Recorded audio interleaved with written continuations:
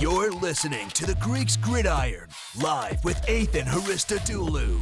Welcome back, everybody, to more of the Greeks Gridiron and to my weekly NFL Power Rankings as week number 4 has officially wrapped up while the Seattle Seahawks were completely stomping the New York Giants to the tune of 11 sacks and only 3 points allowed when Monday Night Football was said and done. There is a lot to discuss and a lot to get into, so make sure you comment down below. Let me know your power rankings, your thought on my power rankings, maybe some thoughts and takeaways from this past weekend's slate of games. But we're diving in, working our way from the bottom all the way up to the top with the very bottom 4 teams, beginning at number 32, with the Chicago Bears claiming the very lonely throne at the bottom of the NFL at number 32, the Denver Broncos sitting at 31, the New York Giants at number 30, and then the Carolina Panthers at number 29. So the Chicago Bears swapping places with the Denver Broncos following what was one of the more incredible collapses I've seen in recent memory. I had Denver winning in that game, and when it was, I believe, 28-7, I was in that headspace of, wow, there is just absolutely no way I'm watching Chicago completely rout another team. But sure enough, they found a way to lose. And at this point now, it kind of feels like they're in pole position to land not only the number 1 pick in the NFL draft, but the number 2 pick in the NFL draft. So with all that being said, Chicago lands at 32 with everything kind of spiraling out of control there in Chicago. Then we look at the Denver Broncos at number 31, bumping themselves up a spot for beating the Chicago Bears, who were last week 1 spot ahead of them. I've got to say, defensive effort in the second half, or maybe even more closer towards like the very back end of the game. Impressive to kind of shut things down against Chicago and be able to weather the storm that they were kind of dealing with here. But hats off to the offense for getting it together.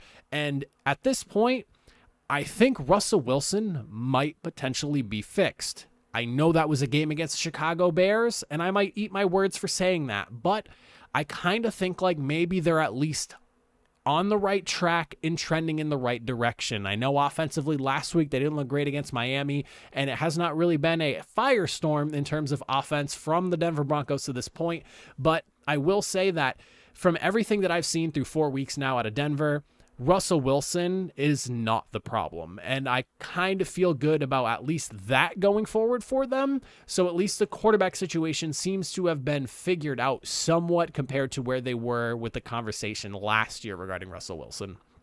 At number 30, we're looking at the New York Giants, who tumble 5 spots this week, and I've got to say, that was probably one of the harder games I've watched. Again, like I mentioned, 11 sacks allowed. The offensive line is just in complete shambles at this point, and the offense as a whole, I don't even know if saying they're stuck in neutral is the proper way to describe it. I think it's more like they're just kind of in park with the car turned off. I don't really know what to say. That between the mistakes being made from the O-line, allowing Daniel Jones to get creamed, the mistake Daniel Jones is making, it just the entire offense is completely out of whack. And then the defense, at least give them some credit for not allowing the game to get too out of hand. I mean, you only lost by 21, if that's the one positive you can take away from that game. But it's just a team that is not where anyone expected them to be, and myself included. I wasn't really sure with them going all in on Daniel Jones this offseason, but it really feels like between the offensive line issues and just Daniel Jones regressing back to what he was prior to last season, there is going to be a lot of conversation surrounding the future of the New York Giants, I would say, in the next few weeks. And then at number 29, the Carolina Panthers.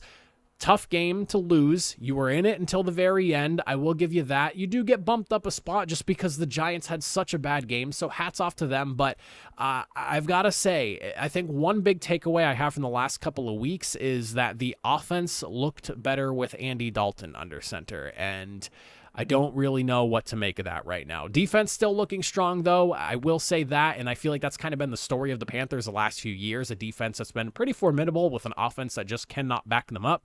But yes, they looked better with Andy Dalton under center, so there is that. But here they are at number 29.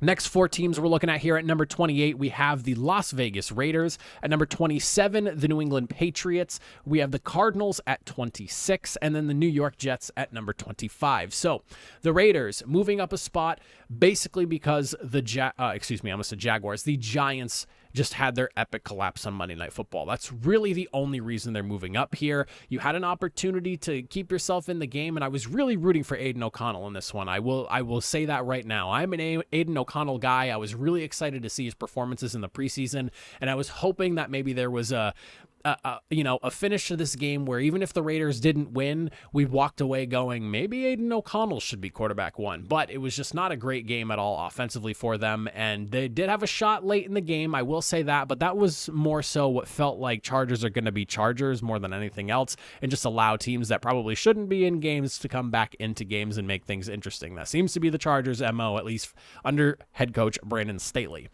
The Patriots at number 27, tumbling 4 spots here and now sitting in the bottom 8 of the NFL. I've got to say, after watching them just get absolutely decimated by the Dallas Cowboys this past week, I'm kind of starting to...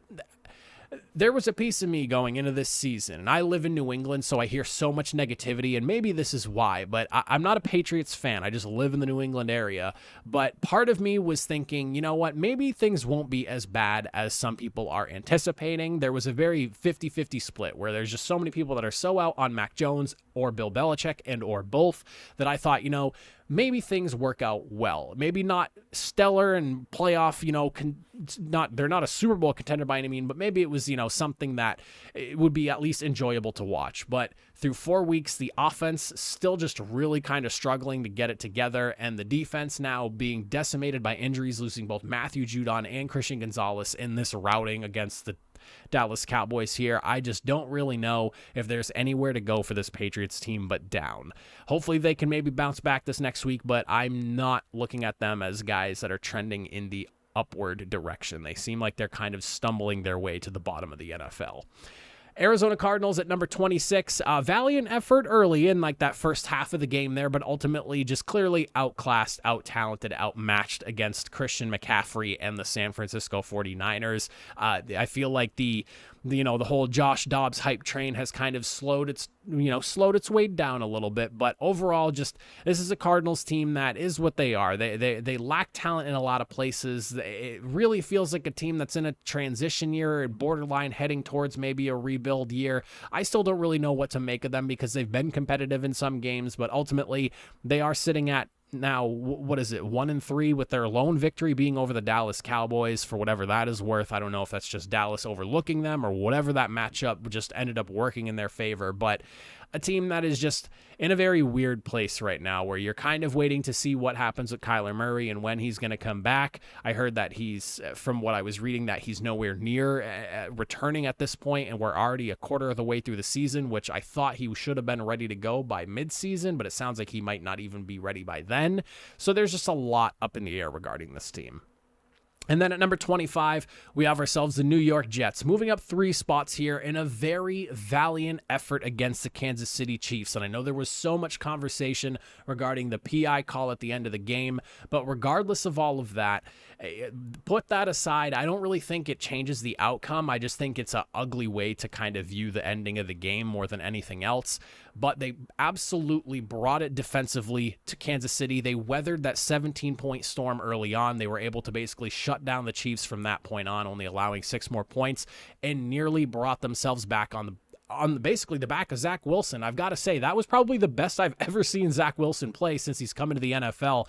I don't know if that's a sign of things to come, if maybe Aaron Rodgers being there and being able to be in his ear on the sideline as things were going down maybe helped him out some, but if that's the Zach Wilson we start seeing more of going forward, this Jets team could find itself right back in the mix. They're still in a really tough spot, and I'm erring on the side of, and because this is a really good Chiefs defense too, so I don't know what to make of this. This is one of those things where it's like, where the hell did this come from, and how did Zach Wilson just bring it to a Chiefs defense that a lot of people are talking about right now as being the anchor of the team right now, and maybe even usurping the offense right now because of some of the Chiefs' issues on offense. The Jets, if Zach Wilson plays like this every single week, are a force to be reckoned with because that defense is unbelievable. I'm not going to sit here and act like it's not, and you have some really good skill talent altogether, but we have to see, are we going to get that from Zach Wilson again? I can't put them any higher than 25 until I see a repeat effort of that, and I'll be watching the Jets very closely this week because that came out of nowhere, and it was not the game I expected. I expected a routing from the Chiefs, and we got something completely on the opposite spectrum. Moving into the next four, at number 24, we're looking at the New Orleans Saints, who are dropping a couple of spots here. The Cincinnati Bengals dropping down 4. The Minnesota Vikings moving up a couple of spots. And then the Pittsburgh Steelers taking quite the tumble and the largest movement in my power rankings this week.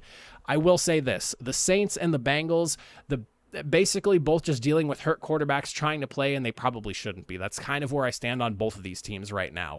I think that the Bengals and the Saints both need to shut down their quarterbacks for a little bit and just let them heal. It's very clear that neither of them are in the right spot to be playing right now, and it's basically hurting their team. And the Bengals more so than the Saints. The Saints are only 1 week into this whole AC joint issue with Derek Carr, whereas Joe Burrow, I really don't think ever really completely recovered, or at least recovered to the point that it feels like the Bengals are trying to act like he made it to. And it's really disappointing to see right now. The offense is just all out of sorts in Cincinnati.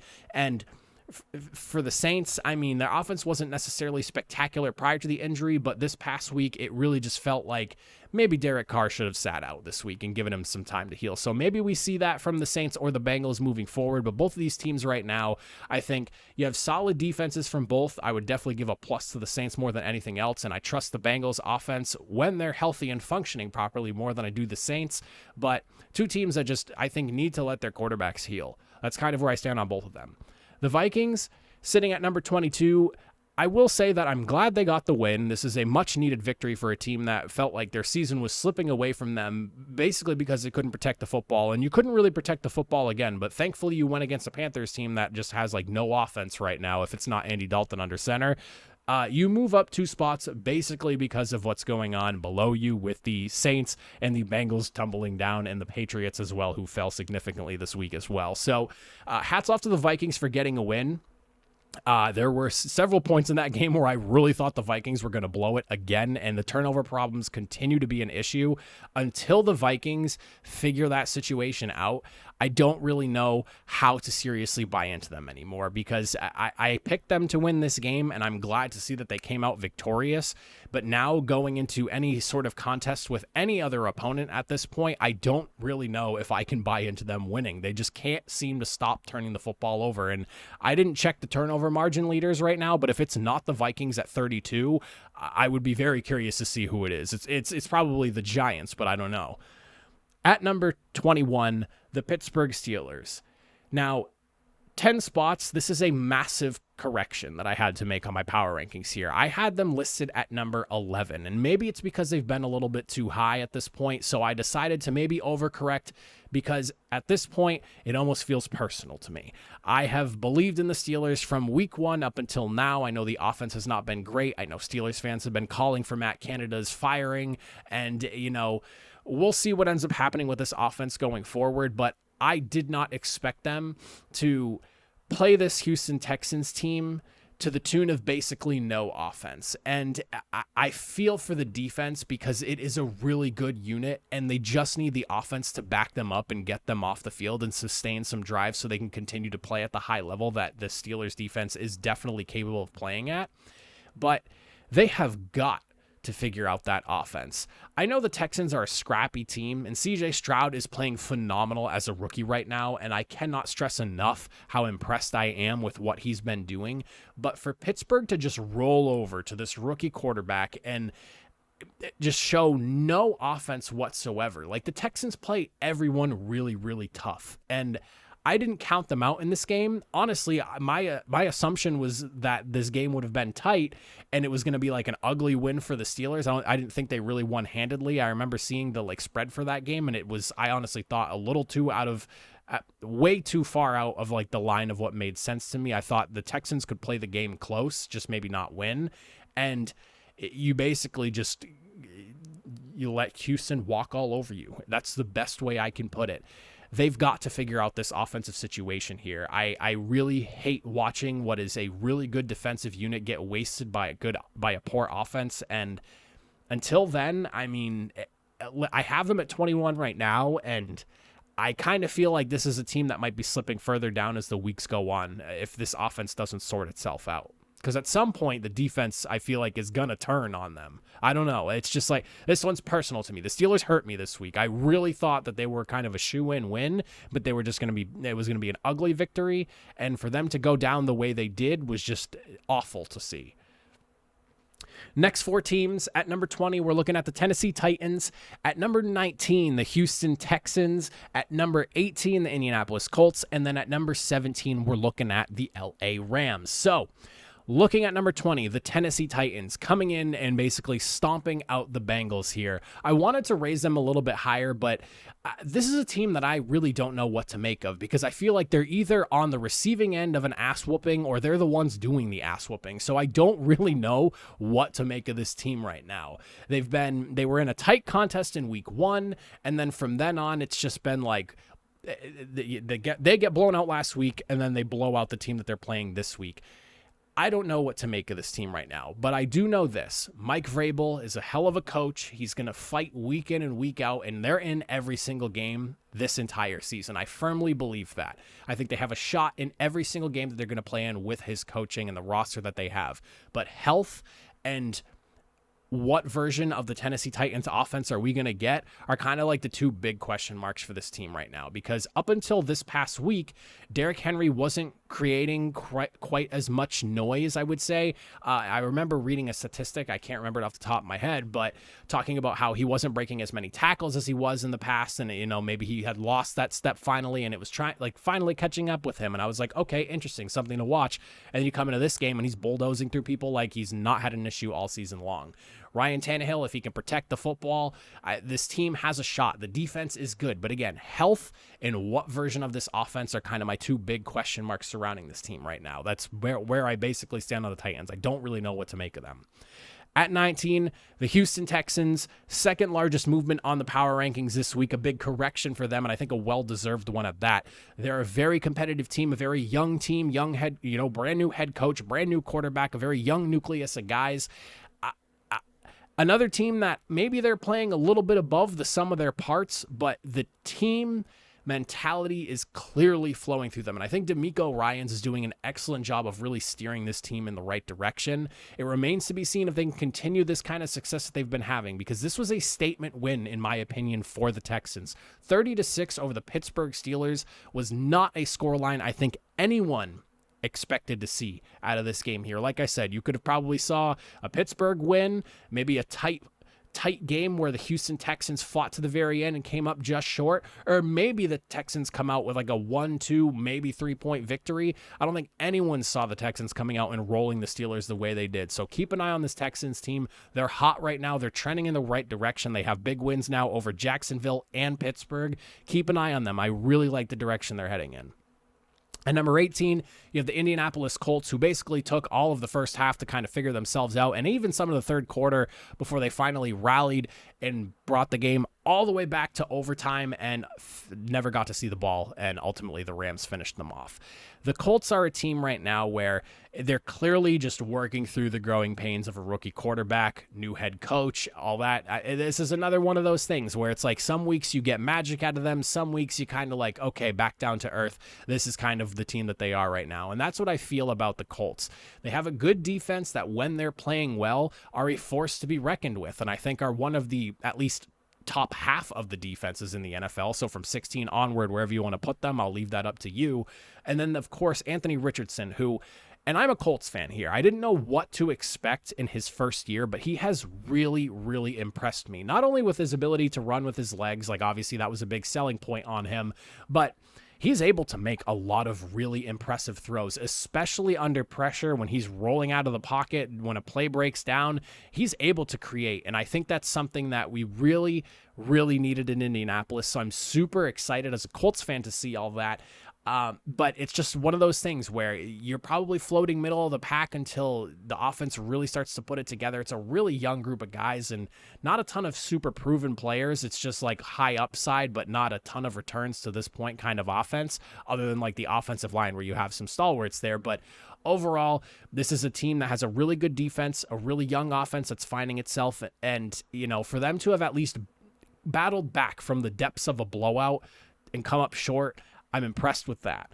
And then the Rams sitting at number 17, hats off to them for being able to basically keep it together. Your offense kind of got shut out in the second half. You go in, you're up 23-0, and you're sitting here making mistakes and allowing the Colts every opportunity to battle their way back into the game. But Matthew Stafford on that final drive in overtime to Puka Nacua, everyone's favorite fantasy wide receiver right now. I feel like all I hear is Puka Nacua talk if I'm ever listening to anything that's big like NFL media stuff. But for him to come out, cool, calm, and collected, no big deal, and just striking his way down the field, slicing and dicing what was clearly a tired Colts defense, and just ultimately putting the dagger right in their heart and closing the game out. And to who else but Puka Nacua, I had to be very impressed with the way that game finished up. And I've got to say, going forward, this is a Rams team that I think has surprised a lot of people out of the gate, but not really myself, because they're a really good team on paper and they don't even have Cooper Kupp right now. They're very young on defense, but offensively, I would say that their offensive line has been overperforming. And if they can keep that up, you have Matthew Stafford, you have a Cooper Kupp returning, and on top of that, Kyren Williams has stormed onto the scene, and Puka Nacua has been a fantastic find for this team.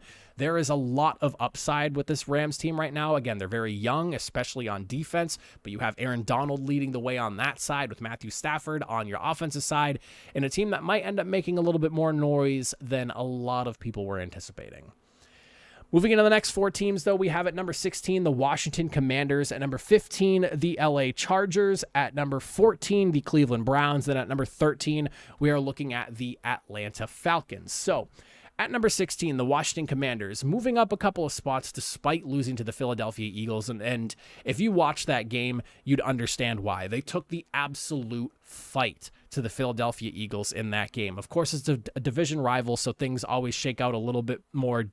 I would always say they're always more intense, a little bit closer. Teams know each other a lot better, so they always play each other with a little bit of a chip on the shoulder. In the NFC East, they're one of those divisions where the games always get really gritty, really grindy, and this was definitely one of them. And I didn't expect the Commanders to pull off the overtime comeback at the very end there. 1 second left on the clock, though. Sam Howell managed to make something happen when they needed it most, of course, and this is a team that I think is going to be scrappy. They have a really solid defense, a defensive line littered with first-round picks, a very young and up-and-coming kind of secondary right now, and a team that, while they may not end up being in playoff contention come season end, they're going to be one of those teams that's battling for a spot, and if not, they end up being 8 or 9 in the NFC. But with that being said, I have them at number 16 right now. They're definitely in the fight, and they're really impressing at this moment here. And Sam Howell, can't believe how well he's doing, but he's in it, and it seems like he's in it to win it for this team. At number 15, the LA Chargers. I didn't really want to give them 2 spots this week in the positive direction in the power rankings because you basically almost gave the game away. And if it wasn't for Asante Samuel Jr. for sealing the game, I don't really know what I would be saying about the Chargers right now. All I know is that if somehow, some way, the Chargers managed to blow this game after nearly blowing the game last week and starting the season out 0-2, there would be quite the conversation about Brandon Staley's head, in my opinion, because you basically almost, you should have almost lost last week. You got the W, thankfully, due to that Kirk Cousins tipped interception at the end of the game, but that was a game you basically gave away with your failed 4th down attempt at your own 24-yard line. And then again here, you somehow fall apart after building a massive lead over the Raiders, and then sure enough, we're looking at literally the end of the game where Aiden O'Connell and the Raiders are driving down on your defense. Khalil Mack had a 6-sack game, literally a career game for him, and somehow you're letting all that potentially slip away. But thankfully, like I said, Asante Samuel Jr. gets it done, seals the game with the game-ending interception. You come away 2-2. Hats off to you. You maybe move a couple of spots just because of things, and I would say ultimately the Chargers kind of get a boost here because the Colts slipped a couple of spots with their loss to the Rams. Not sure what these rankings would look like had that game turned out a little bit differently, but right now the Chargers are like I expect them to win, but they need to stop doing the whole cardiac arrest at the very end of every single game shtick. Like, let's just win and win comfortably with the overly talented roster you have, please. At number 14, we have the Cleveland Browns, who took a really ugly loss to the Ravens this week, but Deshaun Watson was not under center. And I can't believe I'm saying this, but this was a team that really missed having Deshaun Watson under center. Unfortunately for Dorian Thompson-Robinson, this game was not for him, and I really feel like I don't necessarily know if Watson under center changes the final outcome of this game, but it definitely does not look the way it does in terms of the blowout, because there were points in time in this game where the Browns defense was giving the Ravens fits, but ultimately, if your offense just can't get anything done, they're turning the ball over, your defense is going to run out of gas. It's going to fail you eventually. It's basically the one kryptonite that every great defense has, is a really poor offense not backing them up on the other side. And when you're dealing with 3 interceptions and fumbles and you just can't seem to catch a single break where, maybe you're getting off the field and then boom, 4 downs later following a punt and a 3-and-out, you're right back on the field. You're going to run out of steam eventually. So I didn't knock the Browns down too much because I still really believe in what great of a defense they have at this moment. But it's a matter of if just Deshaun Watson can come back off of this injury and be the quarterback that this team needs. Because if he can play well enough, they have a fantastic defense, and an excellent defense paired with an offense that's just not forcing turnovers can be a recipe for success in this league. And then at number 13, the Falcons. Man, the Falcons. The offense is falling off a cliff as we speak, and at this point now, you have to be wondering if we see maybe a pulling of Desmond Ridder. I kind of thought, maybe he could be the guy for Atlanta coming into this season, but at this point now, that between his struggles and the offensive line, which I thought was going to be a strength for this team coming into the season, and they have been in the run game, but there have been a handful of games where we are seeing Ridder go down multiple times, like plus 3, 4, 5 times. And I'm starting to consider maybe that, between the issues with Ridder and on top of that, the issues that you're dealing with on offensive line, maybe you consider a change at quarterback here. I'm just saying, you have Taylor Heinicke on the roster, maybe spin the tires on that. Heinicke fever was a very real thing over in Washington, and I honestly wouldn't be opposed to seeing it happen in Atlanta for a few weeks as well. Now, moving into numbers 12 through 9. At number 12, we're looking at the Green Bay Packers. At number 11, we have the Tampa Bay Buccaneers. At number 10, we have ourselves the the Jacksonville Jaguars. And then at number 9, we're looking at the Baltimore Ravens. So at number 12, Green Bay Packers, falling a couple of spots here. Injuries are really starting to catch up with this team. Clearly, that was one of the big things coming into this game here. When you look at just the amount of issues they're dealing with on offensive line, David Bakhtiari now is on the IR. Elton Jenkins was missing in this game here. And even on the defensive side, you didn't have Devondre Campbell as well. Clearly up front on both the offense and defense, this team is struggling right now to be healthy. And Jair Alexander, another person worth mentioning here. He's been hurt himself. It's just one of those things where, everyone's kind of dealing with them, and it's just unfortunate that with the Green Bay Packers, it's all of their it's like their best players. It's their all-pro guys. It's guys that you want on that field every single week, and unfortunately, they don't have them right now. And they got completely bullied up front on both offense and defense. So it is what it is. At this point right now, if they can get healthier, I think they can get back on track. I'm not going to just completely dump them off the board right now because I think they've impressed me to this point. The defense has been really good. The offense has been solid when they're not making mistakes. It's just a matter of if they can get their guys healthy again and get them back on the field. I think this team can contend. They're definitely kind of trending in the wrong direction at this moment, but I'm still somewhat high on the Packers. Maybe they're a little too high, and maybe even you could argue the Falcons as well on here, but they're a team that I'm just not quite ready to give up yet. At number 11, we're looking at the Tampa Bay Buccaneers, and this is a team moving up 4 spots on the board that I'm super impressed with, and I cannot believe that I actually have them sitting at number 11 right now. But sitting at 3-1, your only loss was a tough one in the rain against the Philadelphia Eagles. The Tampa Bay Buccaneers are the sole owners of the NFC South right now, and that is not something I expected to be coming out of my mouth at any point in the season, let alone this early in the season. But they are off and they are running. Baker Mayfield, I know it's early, but looks like he could be the guy for the future for Tampa Bay. It seems like everyone's really bought in with him as their quarterback over there in Tampa Bay, and I'm really excited to see where this team continues to go on. You have a good defense with some dudes on the defensive side of the ball. You got Shaq Barrett, Vita Vea, Devin White, Jamel Dean. Like, there's a lot of good guys on that defensive side of the ball. Obviously, the injury to Mike Evans will be something that you have to keep an eye on because that would suck to lose him. Your big strength for your offense was basically you had Baker Mayfield, who, when he was playing his best, was a pretty good quarterback in the NFL, paired with a couple of really good wide receivers, Mike Evans being a guy who's literally had never had less than 1,000 yards in a season.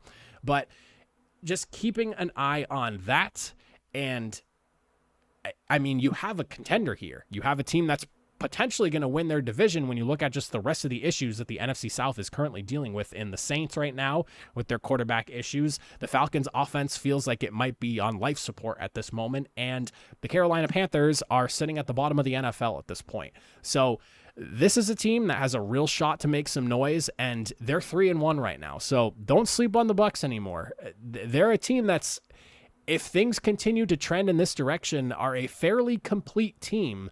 On paper, it was just a matter of what were we going to get out of Baker and how much does this defense still have in the tank from the last few years that they've been so dominant.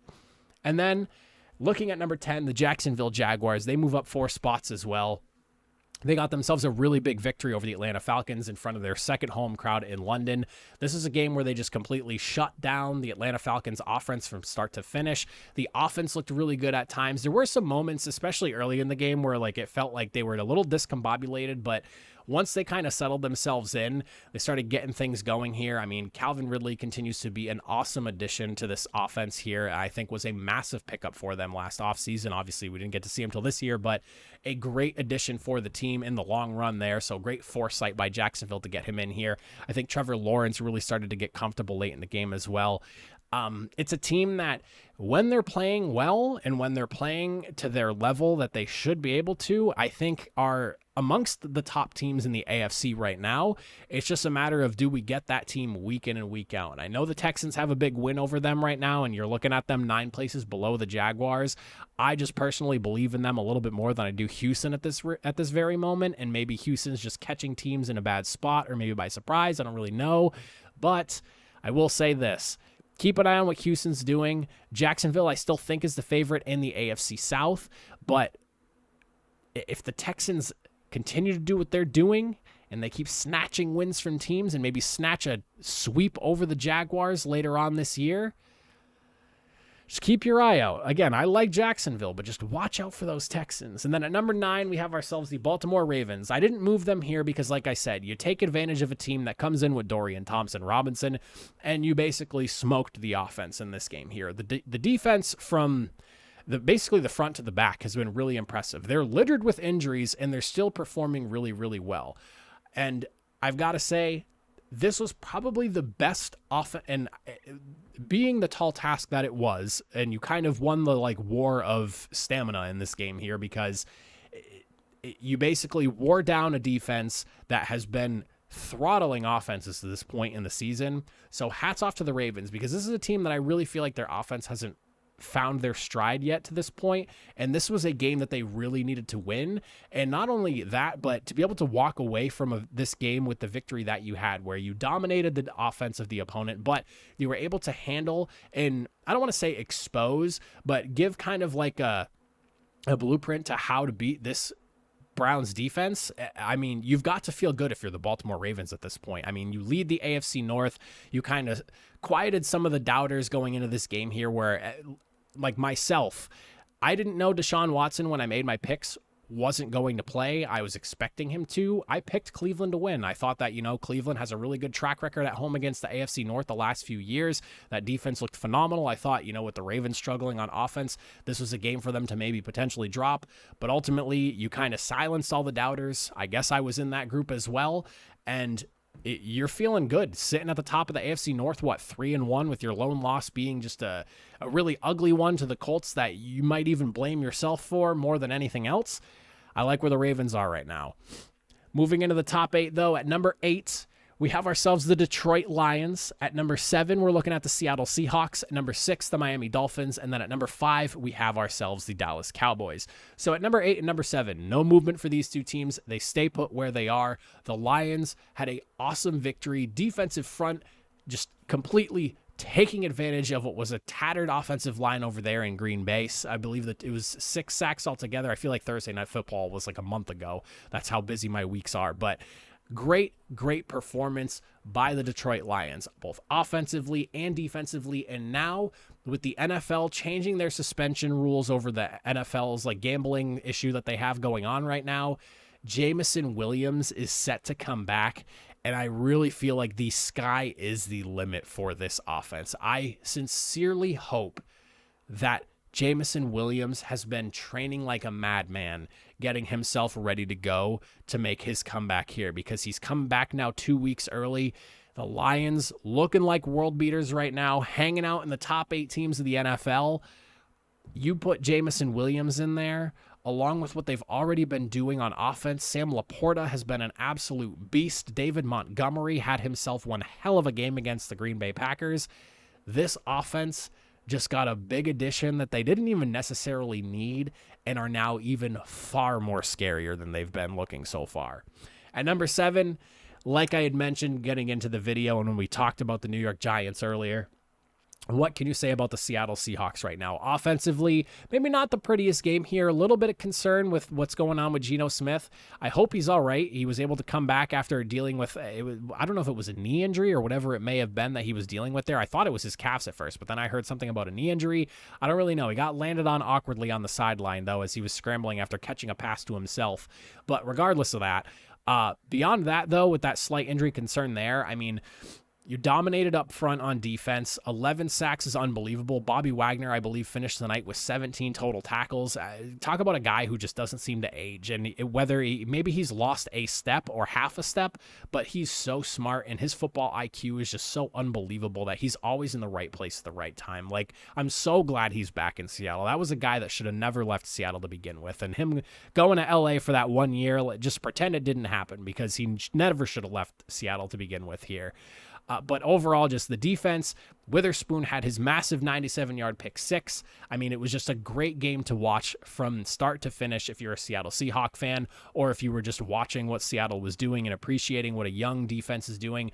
They're very deep in Seattle, and that's one thing I don't think is getting talked about enough with the Seahawks.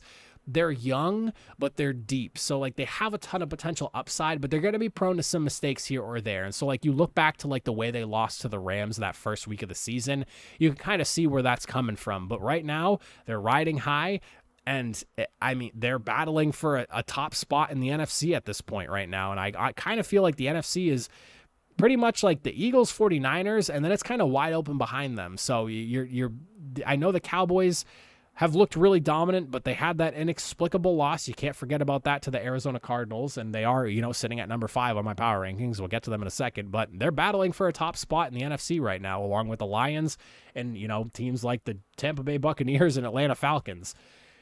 At number 6, the Miami Dolphins dropped 4 spots here. I know they got completely blown out 48-20 over the Buffalo Bills. I think that we kind of got a realization as to where this team is right now. They're a very, very explosive offense, but if they don't have that explosiveness working for them, I don't want to say that they're one-dimensional, because they're not. They're super explosive, but it's it almost feels like home run or nothing with this team. And if they're not hitting the home runs the way they seem to be typically doing, you run into a game like this where the defense is not quite as good as maybe some people thought they were. And I wasn't necessarily a super big believer in this defense, but they brought Jalen Ramsey in this offseason for a reason. So it sucks that they don't have him right now and they're missing him to start the season, because this would have been a really big game to have him in. Having him lined up across from Stephon Diggs, I think would have made a massive difference.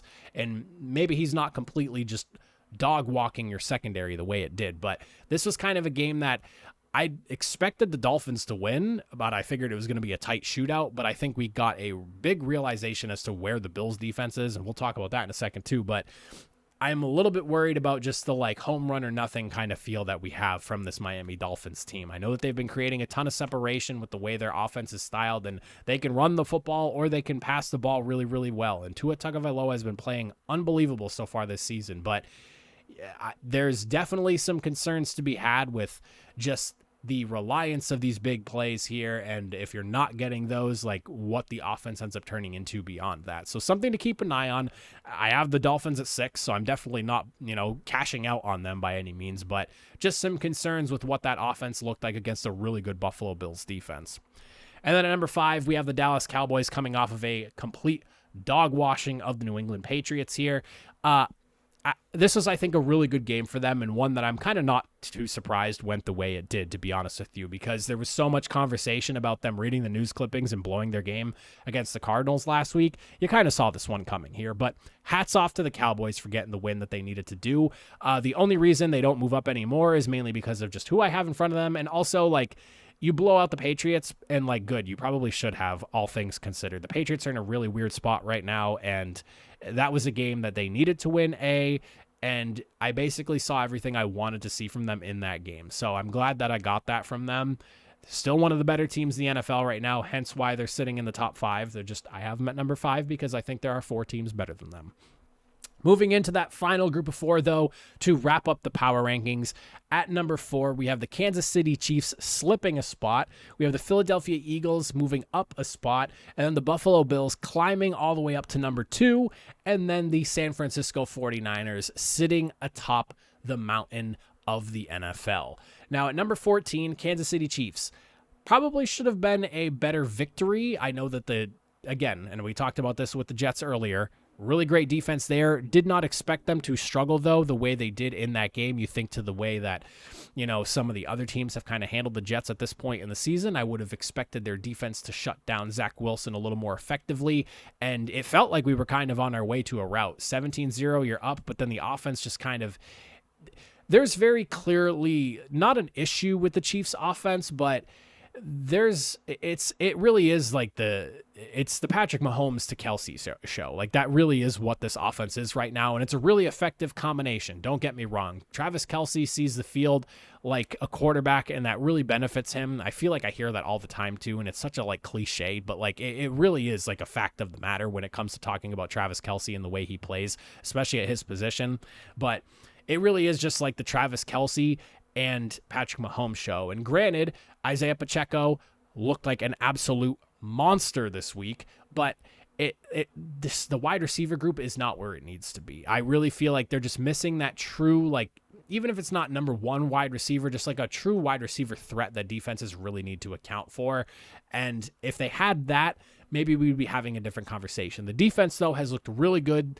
And this was a kind of a shock game for me. I did not expect Zach Wilson to have the best game of his career against this Kansas City Chiefs team, because this is a Chiefs defense that some people have had the conversation of maybe this is the group that's carrying the team this year. It's not going to be the offense. It's going to be the defense that's looked really good through 4 weeks so far. So a little surprised with the way the team looked, hence why I dropped them a spot despite their victory. But also just considering kind of what's going on above them right now was kind of more so why I moved them as well. You look at number 3 with the Philadelphia Eagles. They move up a spot. They're sitting at 4-0, and at this point, I feel like I needed to move them back up into the top 3 of the NFL. I understand that they had a really tight game with the Washington Commanders. We already kind of went into that really in depth when discussing the Commanders, but I mean, at this point, the Philadelphia Eagles, no matter what the issue was or whatever it may be, whatever task they were dealt with through these first 4 weeks of the season, they have found a way to win when it mattered most. And I think that's something that you need to give credit for. And while this past week wasn't necessarily the prettiest in terms of defense, it was definitely one of the more explosive it felt for their offense. And I was really happy with what we saw in that, because the offense of this team has felt a little bit off to this point in the season. So this was a really good game for them offensively. If we can just get them put together, we can start having a conversation about like where they stand against the San Francisco 49ers. The Bills at number 2, moving up 3 spots here. They jumped up from 5 to 2. This was one that I was kind of feeling like if we could just get that definitive win, this is where the Bills probably belong, and we got that. Not only do you beat the Miami Dolphins that a lot of people were super high on, myself included. I had the Dolphins sitting at number 2 just last week, and I had to drop them 4 spots because of the way they lost this week. This defense, unfortunately losing Tre'Davious White, incredible group. You're getting Von Miller back soon. And there was a lot of conversation regarding what was this Bills defense? Is it really as good as it looks? They haven't really faced a true great offense. And I was a little unsure of how they were going to match up well, or how just they were going to match up against the Miami Dolphins. But they came out, they shut things down, and they were super impressive. Couple that with a Josh Allen like we got this past week. Besides the game against the Jets, he's been nails. He's been fantastic. He's making plays. Josh Allen's style is very exciting to watch. It's very risky, but when it's on, I mean, it's on, and he's on with the best of them. Now, I know there was a lot of discussion about those 3 interceptions going to, was it Jordan Whitehead? Is that what his name is? I'm sorry if he's slipping my head right now. His name's slipping my head.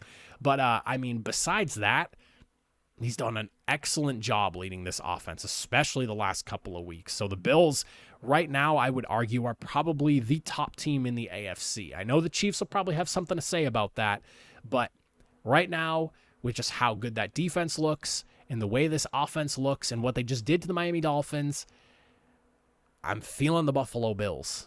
And then at number 1, we have the San Francisco 49ers. I would say the unquestioned top team in the NFL right now. I feel like I've said this now the last few weeks, and I really hammered it home last week when I first put them at number 1, and I'm going to keep them here. Brock Purdy, at this point, I don't really know if you can call him just a passenger on the ride that is this dominant San Francisco 49ers team.